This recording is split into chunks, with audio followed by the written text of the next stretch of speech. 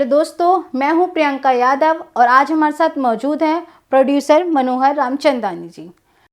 तो मनोहर रामचंदानी जी, आज मैं आपसे पहला सवाल ये पूछना चाहूँगी कि आपका हालिया रिलीज सॉन्ग कयामत, जिसमें तान्या चटर्जी जी हैं, आपको प्रोड्यूस करते वक्त किन किन परेशानियों या कहें कि आपका अनुभव कैसा रहा? प्रोड्यूसर के तौर पर मुझे थोड़ा बहुत जैसा आम प्रोड्यूसर को झेलना पड़ता है वो तो थोड़ा बहुत झेलना पड़ा, क्योंकि सब स्टार्स के आपस में कोऑर्डिनेशन की वजह से।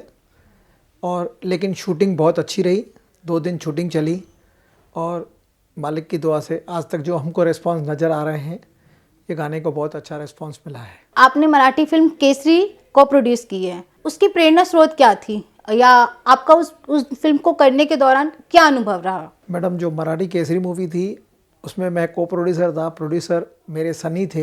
हमारी फैमिली प्रोडक्शंस हाउस है भावना प्रोडक्शंस, भावना फिल्म्स LLP, उसमें बनाई थी।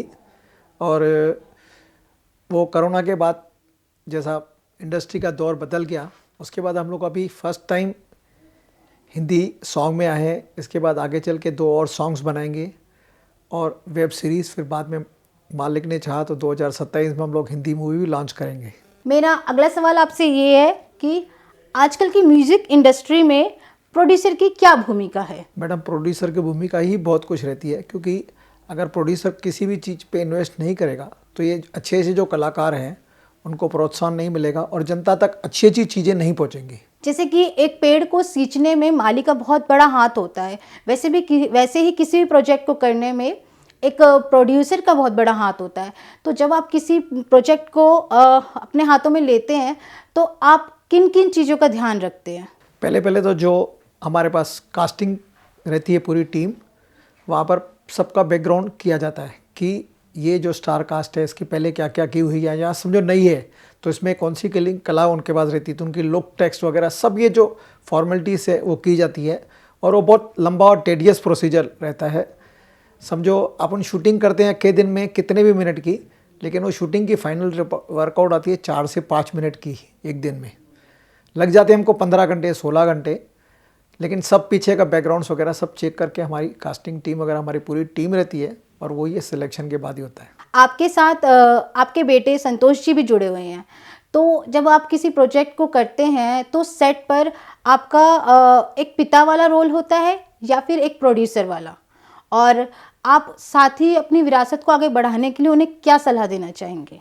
नहीं, हम दोनों वहाँ पर जब रहते हैं तो प्रोड्यूसर के हैसियत में ही रहते हैं और वो रिलेशन को दरकिनार रख कर काम करते हैं। अच्छा, तो आप अपने बेटे को कोई सलाह देना चाहेंगे जिससे वो आपकी विरासत को आगे बढ़ा सके? मैडम, ये एक्चुअली विरासत जो है मेरे बेटे ने ही व्हिstling वुड से सुभाष घई के नेतृत्व में उन्होंने डिप्लोमा हासिल किया है और उनका ही ये इंडस्ट्री का पैशन था। तो उल्टा मेरा बेटा इसमें मुझे गाइड करता है। मेरा आखिरी सवाल आपसे ये है कि आने वाले समय में हम आपको किन किन प्रोजेक्ट्स में देखेंगे? मैडम, 2 सॉन्ग्स हमारे और चालू है। उसकी एक की गोवा में कुछ शूटिंग हुई है, कुछ बाकी भी है।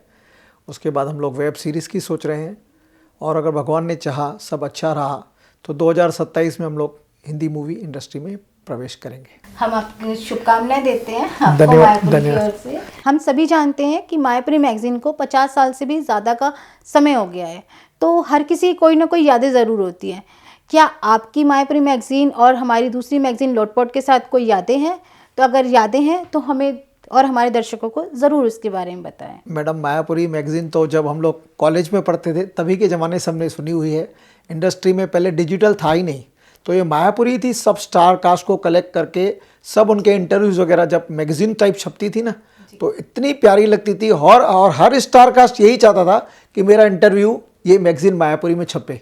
और आजकल जो लोटपोट हैं, ये कॉमेडी सीरियल्स है, वो तो बच्चों में इतना क्रेज़ है मोटू पतलू के लिए खास करके, तो पूछो ही नहीं। मतलब वो जब भी बच्चे देखो टीवी खोल के, यूट्यूब खोल के, लोटपोट, मोटू पतलू मोटू पतलू मोटू पतलू उनका फेवरेट चल रहा है। तो जैसे आपने कहा कि लोगों की इच्छा होती है मायापुरी में का इंटरव्यू। यस, बिल्कुल। तो हमने आपकी वो इच्छा पूरी कर दी। धन्यवाद, आपका बहुत बहुत धन्यवाद। मायापुरी पूरे टीम का मैं धन्यवाद करता हूँ कि उन्होंने हमें अपना इतना कीमती समय देकर हमें अपने इंटरव्यू के लिए बुलाया। I am very very grateful to Mayapuri team. Thank you. हम चाहेंगे आपके आने वाला प्रोजेक्ट जो है बहुत ही ज़्यादा सक्सेसफुल हो। Thank you so much madam. तो दोस्तों, प्रोड्यूसर मनोहर रामचंदानी जी के साथ हमारी मुलाकात यहीं ख़त्म होती है। और अगर आपने इनका हालिया रिलीज सॉन्ग कयामत नहीं देखा तो उसे अभी जाके यूट्यूब पर देखिए। साथ ही दोस्तों, हमारे यूट्यूब चैनल मायपुरी कट को सब्सक्राइब करना बिल्कुल ना भूलें। Thank you.